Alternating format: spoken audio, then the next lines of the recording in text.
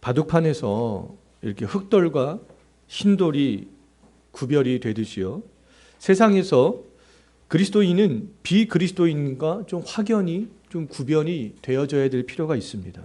근데 바둑판에서 흰돌과 흑돌은 그냥 가만히 보고만 있어도 확연하게 구분이 되잖아요. 근데 우리 세상에서 우리 그리스도인들은 가만히 있으면 구별이 돼야 안 돼요? 구별이 안 된다는 겁니다. 그럼 우리가 언제 구별이 되느냐? 그리스도인들이 믿음에 걸맞는 그런 삶을 살아갈 때 비로소 이 사람은 그리스도인이구나. 이 사람은 아니구나. 그것들을 구분할 수 있다는 겁니다. 구원의 은혜를 그만 아는 사람들의 삶은요, 반드시 그러면 이 세상 사람들과는 다른 삶의 방식으로 살아가야 된다는 거예요. 지난주 말씀에서도 우리가 살펴보았듯이 세상 사람들과의 그런 구별된 삶의 방식 가운데 하나가 뭐였습니까? 사랑의 빚진 자로서 복음을 증거하면서 사는 것. 또 이웃사랑을 실천함으로써 율법을 완성하면서 살아가는 것. 이런 삶을 살아갈 때에 그리스도인으로서 우리는 구별이 되어질 수 있게 되는 것입니다. 그렇다면 오늘 본문 말씀을 볼 때에 우리가 무엇 때문에 구별된 삶을 살아가야겠는가? 그것에 대해서 우리가 좀 생각을 해볼 필요가 있습니다. 한번 11절 말씀을 한번 보시기 바라겠습니다. 우리가 이 세상에서 구별된 삶을 살아가야 되는 이유는요, 우리 그리스도인들은 이 세상의 비그리스도인들이 알지 못하는 것을 알고 있기 때문에 그렇다는 겁니다. 그리스도인들이 그러면 알고 있는 것이 뭐라고 11절에서 말씀하고 있어요? 뭘 알고 있습니까? 우리는 시기를 알고 있다. 시기. 그럼 여기서 말하는 시기란 뭐냐 하면 어떤 특정한 시간들, 특별히 의미 있는 시간들, 그런 것들을 시기로 그렇게 말씀을 하고 있는데요. 우리 그리스도인들은 바로 그러한 특별한 시간, 특별히 의미 있는 시간들, 그것을 알고 있다는 거예요. 예를 들어서 서양 사람들에게는 8월 15일이 의미가 없잖아요. 그냥 1년 365일 가운데 평범한 하루입니다. 음력 8월 15일이요. 하지만 우리나라 사람에게는 특별한 날이잖아요. 추석, 명절이 되는 거잖아요. 또 사계절 내내 여름만 있는 열대지방 사람에게는 가을이나 겨울이 별로 의미가 없습니다. 하지만 사계절이 변하는 우리나라 사람들에게는 특별한 의미가 있잖아요. 반팔 집어넣고 긴팔 꺼내고 얇은 옷 집어넣고 두꺼운 옷 꺼내고. 우리나라 사람은 특별히 의미가 있습니다. 오늘 본문에서 말씀하는 그런 시기도 바로 어떠한 특별한 시간들, 특별한 때, 이런 것들을 말한다라고 볼 수 있어요. 세상 역사를 주관하시는 그러면 하나님과 관계 있는 시간들이라는 겁니다. 우리 그리스도인들은 이 세상 역사를 주관하시는 하나님과 관계가 있는 특별한 무엇을 알고 있다는 거예요? 시간을 알고 있다는 겁니다. 그 시간은 하나님이 계획한 것들이 이루어지는 시간들이에요. 하나님의 계획이 그 이루어지는 그 시기를 알고 있다는 것은 큰 특권이 아니겠어요? 세상에 많은 사람들은 알지 못하는데요. 우리가 그 시기를 알고 있다는 것은 은혜가 아니겠습니까? 세상에 많은 사람들은 그 시기를 모른 채 지금 살아가고 있다는 거잖아요. 세상 사람들은 하나님의 주권 가운데 큰 일들이 이루어지는 것을 경험하면서도 알지 못하고 깨닫지 못하는 사람들이 태반이라는 거예요. 유대인들은 수천 년 동안 누구를 기다렸습니까? 메시아를 기다렸잖아요. 그럼에도 불구하고 하나님이 정한 그 시간에, 정한 때에 예수 그리스도가 이 땅에 오셨지만 그들은 예수 그리스도를 영접했어요? 안 했어요? 영접하지 않았습니다. 사람들은 그토록 기다리던 메시아가 왔지만 알지 못했어요. 오히려 헤롯은 아기 예수를 죽이려까지 했습니다. 하나님은 노아 시대에도 하나님이 정한 심판에 대해서 분명히 그 시간에 대해서, 시기에 대해서 말씀하셨잖아요. 그럼에도 불구하고 노아와 그의 가족을 제외한 모든 사람들은 하나님이 말씀하신 심판의 시간에 대해서 관심을 가졌어요? 관심 갖지 않았습니다. 세상 사람들이 관심을 가졌던 것은 오직 먹고 마시고 장가들고 시집가는 그런 일뿐이었다는 거예요. 오직 그들이 관심을 가지고 살아간 것은 세상 일에만 관심을 가지고 살아갔다는 겁니다. 이 노아 시대의 사람들도 예수님이 이 땅에 오셨을 때 또 살았던 유대인들도 하나님이 계획이 이루어지는 역사적인 그런 시간들을 직면하면서도 그들은 알지 못했어요. 하지만 우리 그리스도인들은 그렇지 않다는 겁니다. 그리스도인들은 하나님이 행하시는 시간을 이미 아는 사람들이라는 거예요. 그 시기를 알고 있다. 노아와 그의 가족들은 하나님이 행하실 홍수 심판의 시간들이 있음을 믿고 알고 어떻게 했습니까? 방주를 만들고 그 방주에 탑승했잖아요. 예수님 당시에도 하나님이 보내신 예수님이 구원자로 믿고 영접했던 사람들은 구원을 받게 되었습니다. 그리스도인들은 무엇을 아는 사람이라고요? 하나님이 말씀하시는, 하나님이 특별한 어떤 역사를 행하시는 그 시기에 대해서 아는 사람들이라는 겁니다. 그럼 로마서 13장 11절에서 말씀하는 그런 시기는요, 구체적으로 오늘 본문을 볼 때 종말의 시기를 가리킨다는 것을 알 수 있어요. 세상 사람들은 하나님이 행하실 종말의 사건들을 알지 못합니다. 뭐 계속 영원히 계속되는 거 아니야? 아니면 또 다시 어떻게 불교적인 사상의 영향을 받아서 다시 태어나게 되는 거 아니야? 뭐 그런 생각을 가지고 살아가고 있잖아요. 알지 못합니다. 하지만 그리스도인들은, 우리들은 종말에 대해서 알고 있다는 거예요. 하나님이 하나님의 때에, 하나님의 시간에 세상을 창조하시고 또 하나님이 정하신 그 시간에 타락한 인간을 구원하기 위해서 예수님을 이 땅에 보내신 것처럼 우리 그리스도인들은 하나님이 세상이 끝나는 종말의 시간을 정하셨다라는 것들을 믿는 사람들이잖아요. 우리 이미 알고 있는 사람들입니다. 하나님이 정해놓으신, 그렇다면 이 종말의 시기는 분명히 있다는 거잖아요.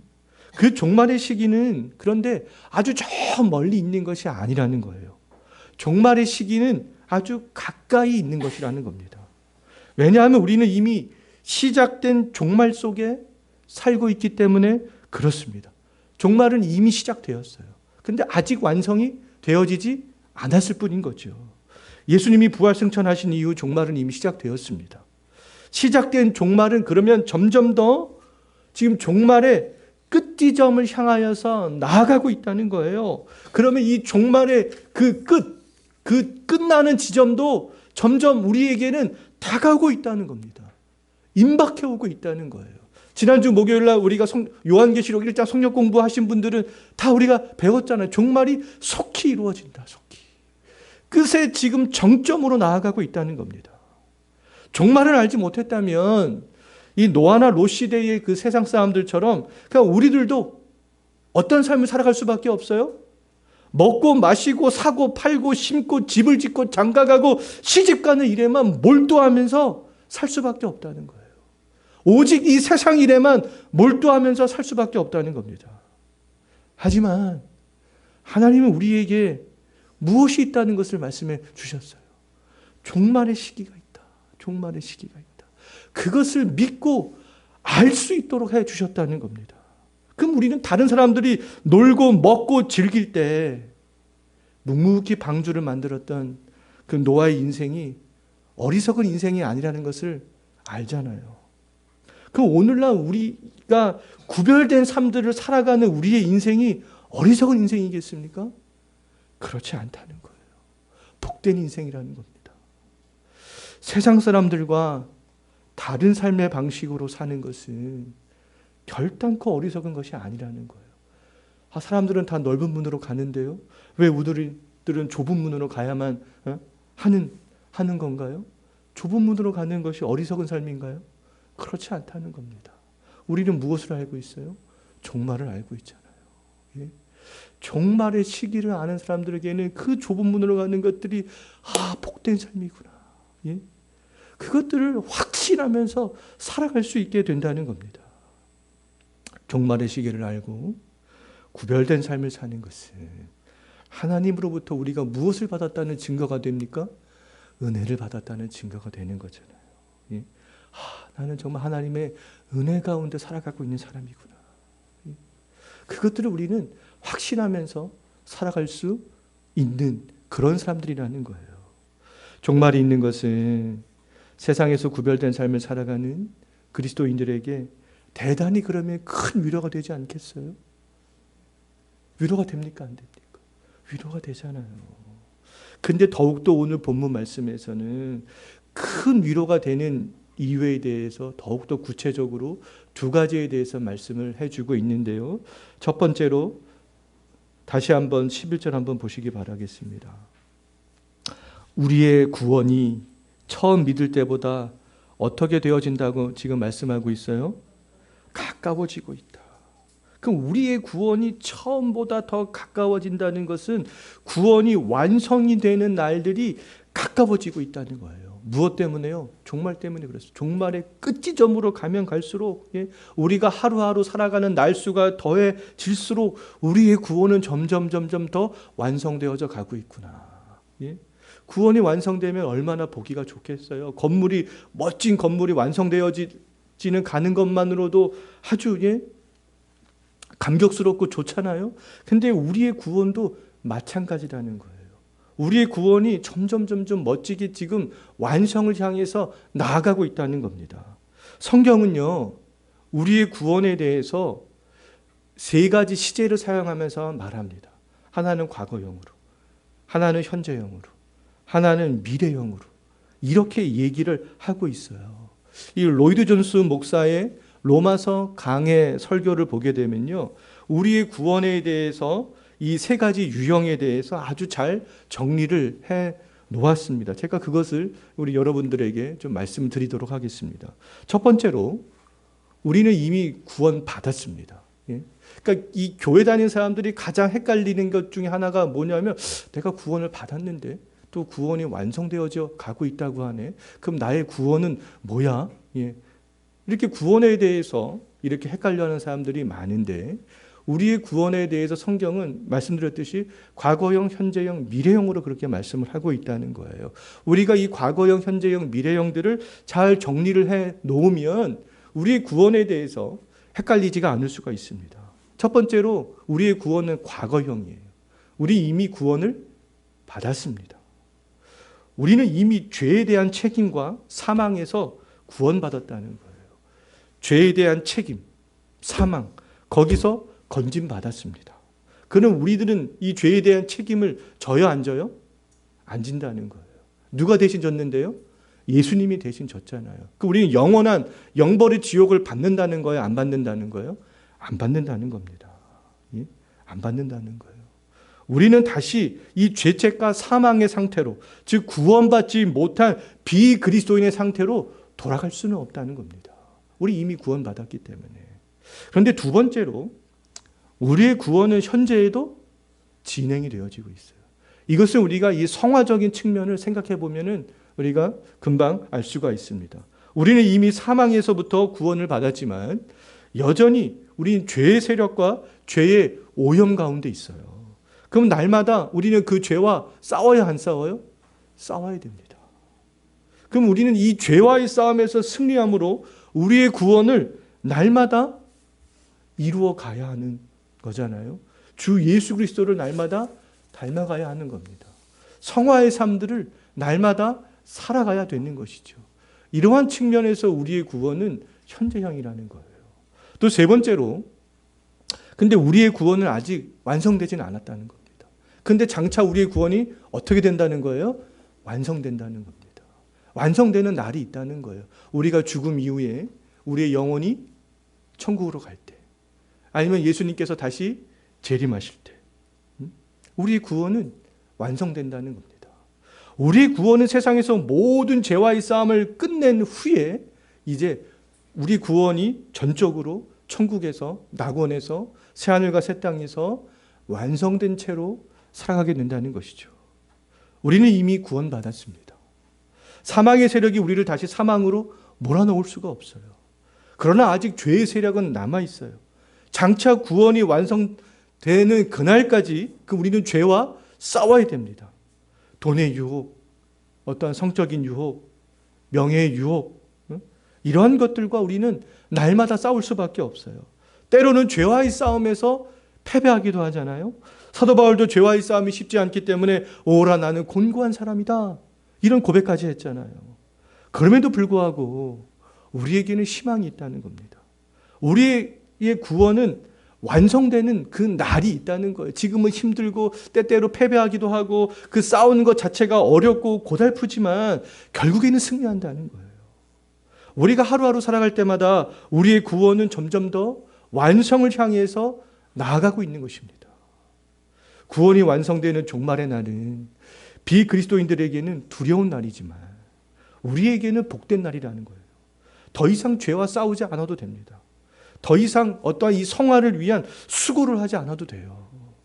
구원이 완성되는 종말의 날은 예수 그리스도께서 우리가 수고한 그 모든 것을 보상해 주는 그런 날이 되겠습니다. 착하고 충성된 종이라고 면류관을 우리에게 씌워주시는 그런 날이 되는 거잖아요. 그럼 우리는 하루하루를 살아갈 때 어떤 마음으로 살아갈 수 있습니까? 희망으로 살아갈 수 있어요. 희망으로. 우리의 구원이 완성되는 그날이 정말 가까이 오고 있습니다. 가까이. 예수님께서 착하고 충성된 종아 잘했다 면류관을 씌워주는 그런 날들이 가까이 오고 있다는 거예요. 자, 종말의 시기를 살아가는 그리스도인들에게 두 번째로 큰 위로가 되는 것은 12절 한번 보십시오. 밤이 깊고 낮이 가까우고 있다는 겁니다. 밤과 낮은 대조적인 단어잖아요. 밤은 그러면 이 죄 많은 이 세대를 비유적으로 지칭하는 말입니다. 이 세대. 예수님 없이 살아가는 이 세상. 요한복음에서는 세상을 어둠에 비유하고 예수님을 무엇에 비유합니까? 빛에 비유하잖아요. 빛에. 유대인의 관원이었던 니고데모는 밤에 예수님을 찾아왔습니다. 밤에 예수님을 찾아온 것은 죄악 많은 세상에 있다가 빛 대신 예수님을 찾아온 것으로 해석할 수 있잖아요. 우리 요한복음 성경 공부하신 분들 기억나시죠? 예. 또 가룟 유다는 예수님께로부터 예수님을 팔자로 지목받은 후에 예수님을 떠나가는데 언제 떠나갑니까? 밤에 떠나가요. 예. 가룟 유다가 예수님과 함께 있다가 밤에 예수님을 떠난 것은 이제 죄 많은 예수님이 없는 세상으로 나간 것이다 라고 그렇게 해석할 수도 있습니다. 밤이 깊었다는 것은 밤이 많이 지나가서 거의 끝날 때가 되었다는 거잖아요. 그럼 예수님을 떠난 세상의 역사는 거의 지금 끝나가고 있다는 겁니다. 밤이 끝나가고 있어야 새벽이 밝아오는 거 아니겠어요? 지금 낮이 가까이 오고 있다는 겁니다. 지금 종말이 가까이 오고 있다는 거예요. 낮은 세상의 모든 악한 것을 심판하시는 종말의 날이 지금 가까이 왔다라고 말할 수 있습니다. 불의한 사람들이 잘 먹고 잘 사는 세상의 역사는 지금 끝나가고 있습니다. 우리는 불의한 사람들의 삶들을 두려워할 필요가 없다는 거예요. 부러워할 필요가 없습니다. 하나님을 부인했던 그 모든 사람들은 낯이 오게 되면, 종말이 오게 되면 어디에 설 수밖에 없어요? 심판대 앞에 설 수밖에 없어요. 밤이 깊고 낮이 가까이 오는 것은 우리 그리스도인들에게는 복입니까? 복이 아닙니까? 복이잖아요. 심판의 날이 오면 더 이상 세상에 억눌려 살지 않아도 됩니다. 모든 불행과 악행들이 정말 끝나는 날들이 다가오고 있는 것이죠. 복된 날이 다가오고 있는데 영적으로 우리가 잠들어 있어서는 안 된다는 거예요. 깨어나야 된다는 겁니다. 지금 종말이 다가오고 있다. 왜 근데 자고 있느냐? 깨어나야 된다. 지금 그렇게 말씀을 하고 있는 거예요.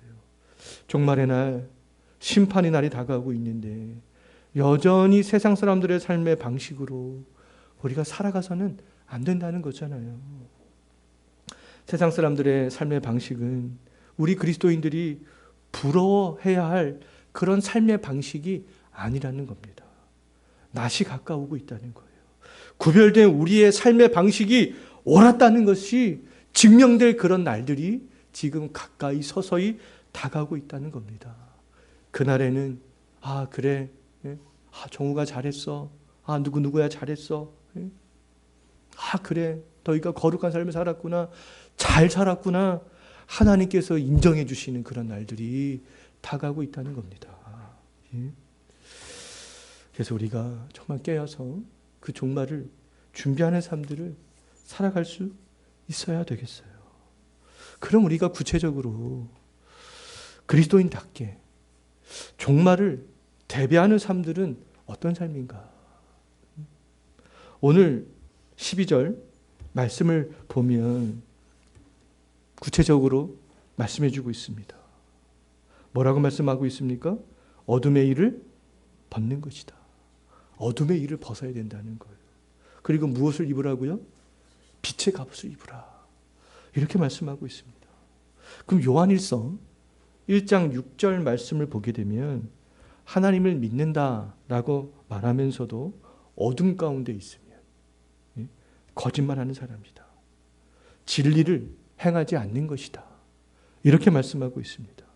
그럼 입술로는, 우리 입으로는 예수님과 종말에 대해서 말을 하면서도 여전히 어둠 가운데 있다면 정말 내가 진실로 종말을 믿고 있는 사람인가? 예수님에 대한 진정한 믿음이 있는가? 생각을 해봐야 된다는 거예요. 진지한 고민을 해봐야 된다는 겁니다.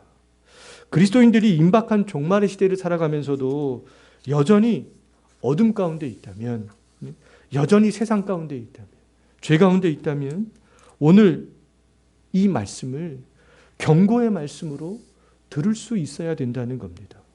그럼 우리를 강력히 유혹하는 어둠의 일들은 그럼 구체적으로 무엇인가? 어둠의 일들. 13절 보시기 바라겠습니다. 13절을 보게 되면 오늘 본문에서는 6가지 행위들로 그렇게 나열이 되어져 있어요. 그런데 이 6가지지만 2개씩 쌍으로 되어져 있습니다. 2개씩 묶으면 비슷한 거라고 말할 수 있어요. 방탕함과 술 취함을 하나로 묶을 수 있습니다. 음란과 호색을 또 하나로 묶을 수 있어요. 다툼과 시기를 하나로 묶을 수 있습니다. 그러면 크게 지금 3가지로 그렇게 말씀을 하고 있는 거예요. 방탕함과 술 취함은 술을 마시면서 흥청망청 유흥을 즐기는 거잖아요. 나의 정욕을 위해서, 나의 그런 기분을 위하여서 유흥을 즐기는 삶들이 되겠습니다. 음란과 호색은요, 성적인 것과 관련이 있습니다. 다툼과 시기는 다른 사람을 미워하고 분쟁하는 것과 관련이 있잖아요. 이 모든 것은 세상 사람들이 좋아하는 겁니다. 지금도 세상에 나가면 이 3가지 다 안 걸리는 사람들이 거의 없어요. 다 이 3가지 다 걸리는 그런 삶들을 살아가고 있습니다. 방탕과 술 취함, 음란과 호색, 다툼과 시기. 세상 사람들 다 좋아하는 거잖아요. 자주 하는 그런 어둠의 일들이 되겠습니다. 하지만 종말을 아는 사람들, 정말 종말을 준비하는 사람들은 이러한 행동들을 하지 말아야 될 행동들이라는 겁니다. 하지 말아서 해서는 안 되는 그런 행동들이라는 거잖아요.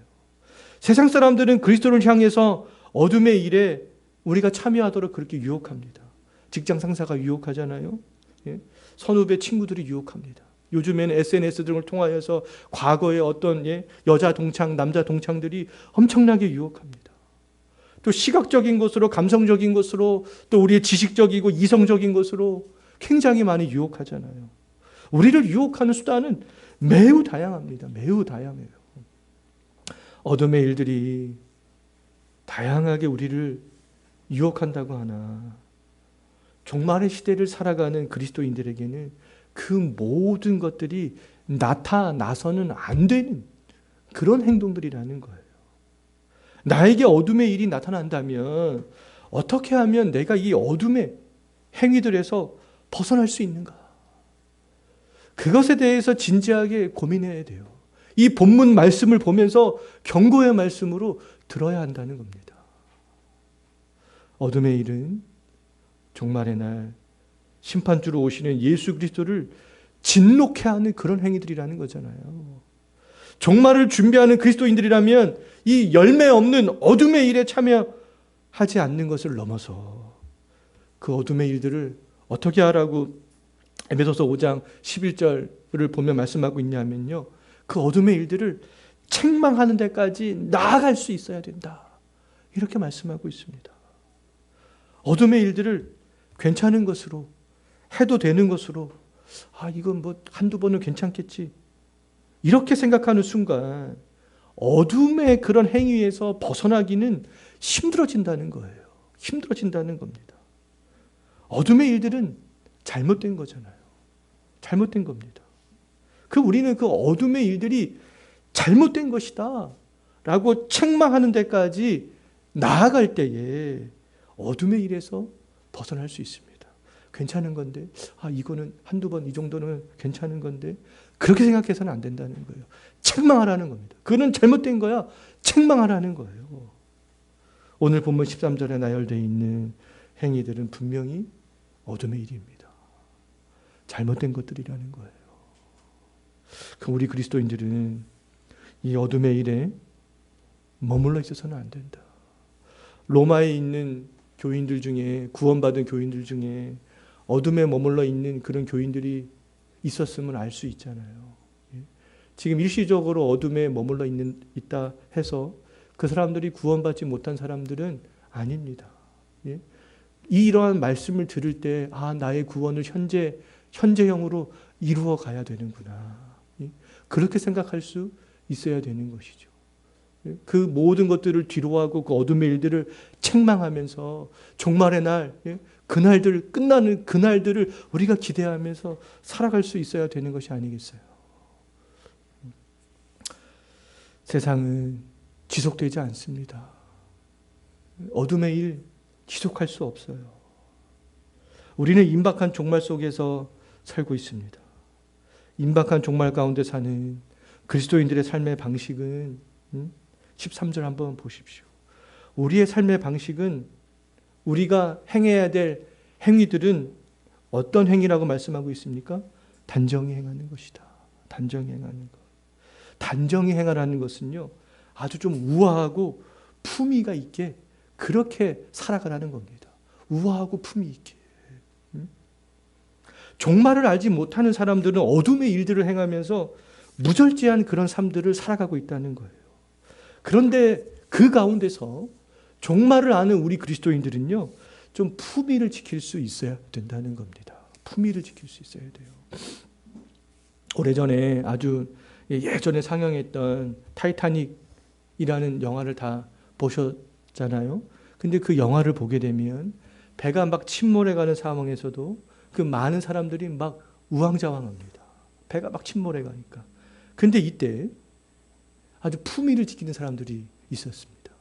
혹시 기억나시는지는 모르겠지만 선상 위에서 바이올린을 연주하던 사람들. 찬송가 338장 내 주를 가까이 함을 딱 연주하면서 그 죽음을 맞이하잖아요.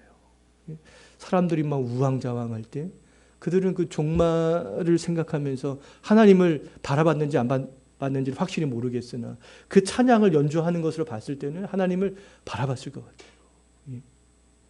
그 품위를 지키는 것. 이 종말의 시대를 살아가는 우리 그리스도인들이 세상에서 구별되기 위해서는 무엇을 지켜야 한다는 겁니까? 품위를 지켜야 된다는 거예요. 품위를 지키는 건 뭐 옷을 잘 입고 막 이렇게 똑바로 거룩하게 뭐 이렇게 경직되게 행동하라는 것이 아니잖아요. 단정함을 유지하는 것. 하나님의 나라의 백성답게 행동하는 것. 우리가 그러한 것들이 단정함을 유지하는 것이다라고 말할 수 있습니다. 어둠의 일을 벗었다면 그럼 우리가 그 다음에 우리가 입어야 될 옷이 있다는 거잖아요. 어떤 옷을 입으라고 말씀하고 있습니까? 12절과 14절을 보게 되면요. 빛의 갑옷을 입으라. 또 14절에서는 어떤 옷을 입으라고 말씀하고 있어요? 주 예수 그리스도로 옷 입으라. 이렇게 말씀하고 있습니다. 빛은 항상 예수 그리스도를 상징합니다. 때문에 빛의 갑옷을 입는 것과 예수 그리스도로 옷 입는 것은 동일한 거잖아요. 빛의 갑옷을 입고 예수 그리스도로 옷을 입는 것은 우리가 예수 그리스도로 완전히 무장하는 거예요.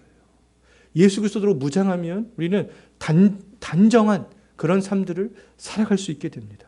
우리는 날마다 예수 그리스도로 우리가 무장하는 그런 삶들을 살아가야 된다는 겁니다. 왜냐하면 어둠의 일은 우리가 한 번 딱 벗었다고 해서 끝나지 않기 때문에 그렇습니다. 어둠의 일들은요, 현재의 구원을 이루어가는 그리스도인들에게 계속 지속되는 거예요.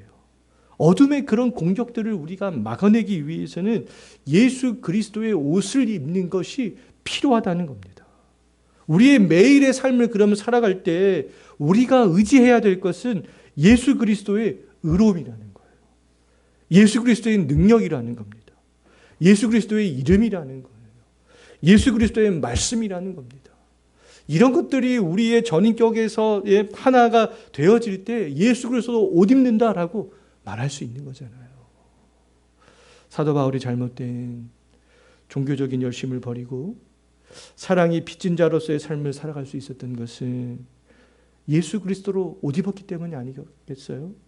언제나 예수 그리스도의 옷을 입고 그 예수 그리스도의 이름과 영광을 생각했기 때문입니다. 또한 블레셋과의 전투가 한창일 때 사울 왕은 소년 다윗에게 자신의 갑옷을 입혀서 전쟁으로 이렇게 보내려고 했습니다. 그런데 다윗은 이 사울의 갑옷을 입는 것을 거절했잖아요. 다윗은 블레셋의 골리앗과의 싸움에서 승리할 수 있는 그런 비결은 만군의 여호와의 이름이다. 내가 여호와의 이름으로 무장하는 것이다. 그렇게 생각을 했습니다. 전쟁에 나아가는 다윗은 자기에게 필요한 것은 칼과 창과 단창이 아니다. 이렇게 생각했잖아요. 때문에 다윗은 갑옷으로 무장하지 않고 여호와의 이름으로 무장하고 그렇게 골리앗과의 싸움으로 나갔던 것이죠. 어둠의 일을 벗고 빛의 갑옷을 입는 것, 예수 그리스도로 옷을 입는 것은 바로 이와 같은 겁니다. 어둠과의 전쟁에서 우리를 보호해 줄 수 있는 것, 온갖 범죄의 유혹에서 우리가 승리할 수 있는 방편은 예수 그리스도의 옷을 입는 거예요. 예수 그리스도에 집중할 때만이 우리가 승리할 수 있습니다. 우리는 지금 종말의 시기를 살아가고 있어요. 우리가 하루하루 살아갈수록 종말의 때는 더욱더 가까워지고 있습니다. 그리스도인들은 세상 사람들과는 달리 이 종말의 시기를 알고 있잖아요. 종말의 때가 있다는 것들을 알고 있습니다. 이 종말의 때를 아는 그리스도인으로서 더 이상 우리들은 정욕을 위해서 육신의 일을 도모하는 일들을 해서는 안 된다는 거예요. 방탕과 술 취함, 음란과 호색, 다투거나 시기는 어둠의 일입니다. 내 정욕을 위한 행위라는 거예요. 그러한 것들을 종말의 시기를 아는 사람들은 도모해서는 안 된다는 겁니다. 내 정욕을 위해 육신의 일을 도모한다면 어둠의 일에서 벗어날 수 없어요. 이 세상에서 살아가는 동안 그리스도인으로서 구별된 그런 삶들을 살아갈 수가 없습니다. 주 예수 그리스도의 강림이 임박한 것을 아는 그리스도인이라면 주 예수 그리스도의 옷을 단정하게 입고 살아가는 것이라는 것을 기억하면서 살아갈 수 있었으면 좋겠습니다. 주 예수의 강림이 임박했습니다. 우리가 입어야 될 단정한 옷, 바로 예수의 옷이라는 거예요. 그 옷을 입고 이번 한 주간도 정말 살아갈 수 있는 저와 여러분이 되었으면 좋겠습니다. 기도하겠습니다.